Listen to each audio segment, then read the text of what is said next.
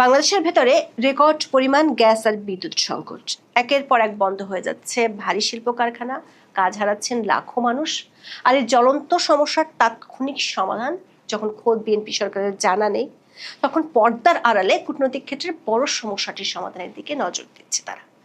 বহুল আলোচিত ব্রিক্স সম্মেলন এড়িয়ে সম্পূর্ণ দ্বিপাক্ষিক সফরে দিল্লি যাচ্ছেন বাংলাদেশের প্রধানমন্ত্রী তারেক রহমান।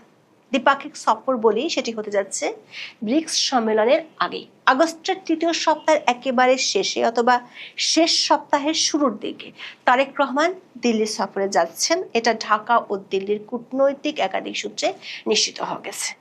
প্রশ্ন হলো, কেন ব্রিক্সের মতো একটি বহুপাক্ষিক সম্মেলন, যেখানে বিশ্বের অনেক পরাশক্তির শীর্ষ নেতাদের সাথে বৈঠকের সুযোগ ছিল, সেটিকে পাশ কাটিয়ে ভারতে দ্বিপাক্ষিক সফরে যেতে চান তারেক রহমান? কূটনৈতিক সূত্রগুলো বলছে, সম্প্রতি প্রতিবেশী দেশ দুটি যে ইস্যুটির কারণে চরমভাবে ব্যাক চ্যানেল ডিপ্লোমেসির চর্চা করছে, সেই ইস্যুটির কারণেই দুই দেশের শীর্ষ নেতার বৈঠক জরুরি হয়ে পড়েছে। আর এই পুরো বিষয়টাতে থার্ড পার্টি মিডিয়েশন হিসেবে ভূমিকা রাখছে কয়েকটি শক্তিশালী দেশ। ক্ষমতা হারানোর 2 বছরের মাথায় গত 5ই আগস্ট বাংলাদেশের সাবেক প্রধানমন্ত্রী শেখ হাসিনা প্রথমবারের মতো ভার্চুয়াল সংবাদ সম্মেলনে অডিও বক্তব্য এবং সাংবাদিকদের প্রশ্নের জবাব দিয়ে হইচই ফেলে দিয়েছিলেন। তার বক্তব্য থামাতে প্রথমে ভারত সরকারকে অনুরোধ করেও কোনো ফল পায়নি বাংলাদেশ সরকার। পরে সমালোচনা সত্ত্বেও বাংলাদেশের গণমাধ্যমে শেখ হাসিনার ওই অনুষ্ঠানের খবর প্রচারে নিষেধাজ্ঞা দিয়েছিল। শেখ হাসিনার এমন পাবলিক ফোরামে বক্তব্য দেওয়াকে কেন্দ্র করে ভারত ও বাংলাদেশের মধ্যে সম্পর্কে উত্তেজনা দেখা দেয়।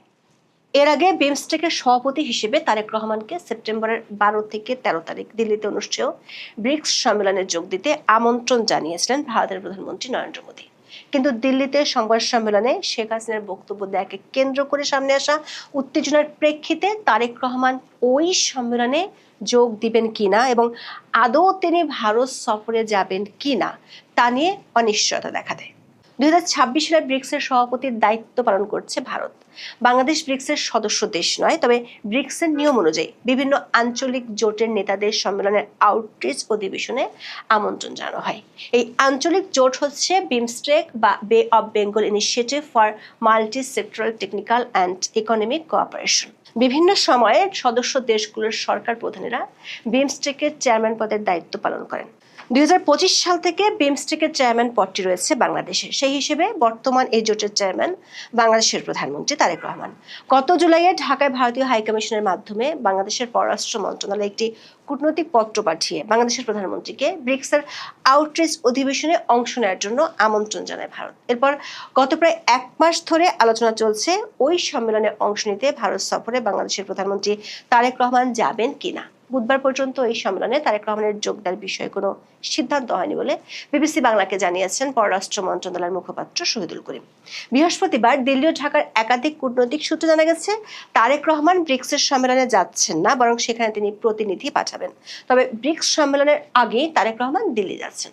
ঢাকা ও দিল্লির কূটনৈতিক সূত্রগুলো বলছে, বাংলাদেশের জন্য এই মুহূর্তে ডিসেম্বরে মেয়াদ উত্তীর্ণ হতে যাওয়া গঙ্গা পানি বন্টন চুক্তি, তিস্তা প্রকল্প আর ভারত থেকে আরো বেশি পরিমাণে ডিজেল আনার ইস্যুগুলো গুরুত্বপূর্ণ। তবে দুই পক্ষের জন্য শেখ হাসিনার দেশে ফেরার ইস্যুটি অন্য সব ইস্যু নিয়ে আলোচনাকে ছাপিয়ে যাচ্ছে। বিষয়টিকে কূটনীতিকরা বলছেন ব্যাক চ্যানেল ডিপ্লোমেসি ইস্যু, যেটি নিয়ে প্রকাশ্যে কোনো পক্ষই খুব বেশি কিছু কিংবা নির্ধারিত বক্তব্যের বাইরে কিছু বলতে পারেন না। শেখ হাসিনার দেশে ফেরার বিষয়ে চূড়ান্ত সিদ্ধান্ত নিতেই দুই দেশের শীর্ষ পর্যায়ের বৈঠক হওয়া জরুরি বলে মনে করছেন সংশ্লিষ্টরা। ঢাকার একজন কূটনৈতিক বলছেন, 24-এর 5ই আগস্টের পর ভারত বাংলাদেশের সম্পর্কে যে অবনতি হয়েছিল বিএনপি ক্ষমতা আসার পর তা অনেকখানি ঠিক হয়। যেমন ইউনূসের আমলে বাংলাদেশিদের জন্য ভিসা বন্ধ থাকলেও বিএনপি আমলে তা আবার চালু হয়। আবার গত মার্চ-এপ্রিলে ইরান যুদ্ধ চলাকালে জ্বালানি ক্রাইসিসের সময় ভারত 30,000 টন ডিজেল দিয়ে বাংলাদেশকে সাহায্য করেছিল। পাশাপাশি ভারত ও বাংলাদেশের বাণিজ্যিক সম্পর্ক বেশ সচল আছে। তাহলে এই মুহূর্তে দুই দেশের সম্পর্কের মধ্যে উত্তেজনা কি নিয়ে? এর পেছনে আছে শেখ হাসিনার দেশে ফেরা এবং তার সঙ্গে আছে বাংলাদেশের রাজনীতিতে অন্তর্ভুক্তিমূলক রাজনীতি ফিরিয়ে আনা, যেটি এই মুহূর্তে শুধু ভারতের নয়, বেশ কয়েকটি শক্তিশালী দেশেরও মাথা ব্যথা। সূত্রগুলো বলছে, এই ইস্যুতে শুধু ভারত ও বাংলাদেশই নয়, ভূরাজনৈতিক ক্ষেত্রে শক্তিশালী আরো কয়েকটি পক্ষ জড়িত আছে। কূটনৈতিক ভাষায় বিষয়টিকে বলা হয় থার্ড পার্টি মিডিয়েশন। ঢাকার একজন কূটনীতিক বলছেন, ভারতে নিযুক্ত মার্কিন রাষ্ট্রদূত ও ট্রাম্পের ঘনিষ্ঠ বন্ধু সার্জিও গোরের বাংলাদেশ সফর এই সফর এসে ভারতের হাই কমিশনারের সাথে তার বৈঠক এবং এরপর শেখ হাসিনার দেশে ফেরার ইস্যুটি এতটা আলোচনায় আসা এই থার্ড পার্টি মিডিয়েশনের বিষয়টির দিকে ইঙ্গিত দেয়। ওই কূটনৈতিক মনে করেন শেখ হাসিনার দেশে ফেরার ইস্যুটি এখন ভারত ও বাংলাদেশের জন্য সবচেয়ে ক্রিটিক্যাল ইস্যু হয়ে যাওয়ার জটটি খুলছে ওই পরাশক্তিগুলো।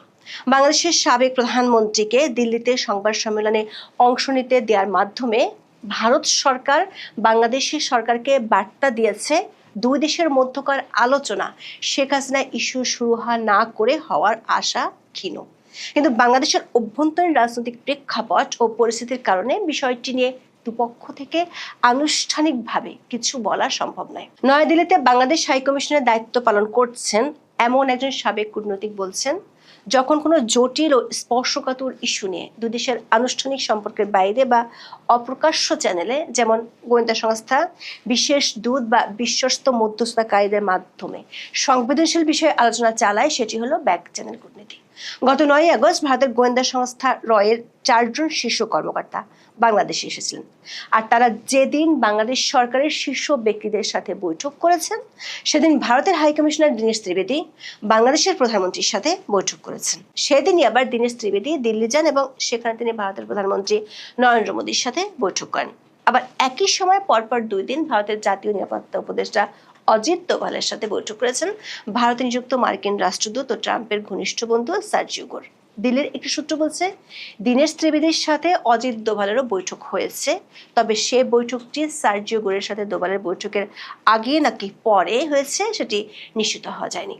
দিল্লির সূত্রগুলো বলছে, সার্জিও গোর 13 আগস্ট দিল্লিতে আরও 2টি শক্তিশালী দেশের প্রতিনিধিদের সাথে বৈঠক করেছেন, যারা বাংলাদেশের জন্য দাতা দেশ এবং ডেভেলপমেন্ট পার্টনার হিসেবে পরিচিত। তারেক রহমান যে খুব শিগগির ভারত সফরে যাচ্ছেন সেটির ইঙ্গিত দিয়েছেন বাংলাদেশের পররাষ্ট্র প্রতিমন্ত্রী শামা ওবায়েদ। 13 আগস্ট পররাষ্ট্র মন্ত্রণালয়ে সাংবাদিকদের সঙ্গে আলাপকালে প্রতিমন্ত্রী বলেছেন, বাংলাদেশের প্রধানমন্ত্রীর ভারত সফর নিয়ে তার সরকার পজিটিভ, এখনো সম্ভাবনা আছে ভারত সফরের। ব্রিক্স সম্মেলনের আগে ভারত সফর করতে পারেন এমন ইঙ্গিত পাওয়া গেছে পররাষ্ট্র প্রতিমন্ত্রীর কথা থেকে। তিনি বলেছেন, ব্রিক্স সম্মেলনের তো অনেক দেরি, 1 মাস বহু কিছু হয়ে যেতে পারে।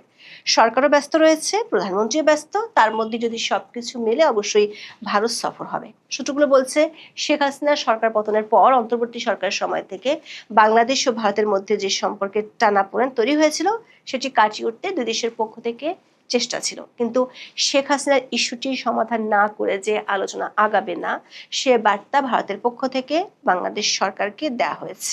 তাছাড়া থার্ড পার্টিগুলো এ নিয়ে তাদের বার্তা দিয়েছে। ফলে এখন অপেক্ষা দুই দেশের শীর্ষ নেতার বৈঠকের পর দুই দেশের পক্ষ থেকে সমীকরণগুলো চূড়ান্ত করা।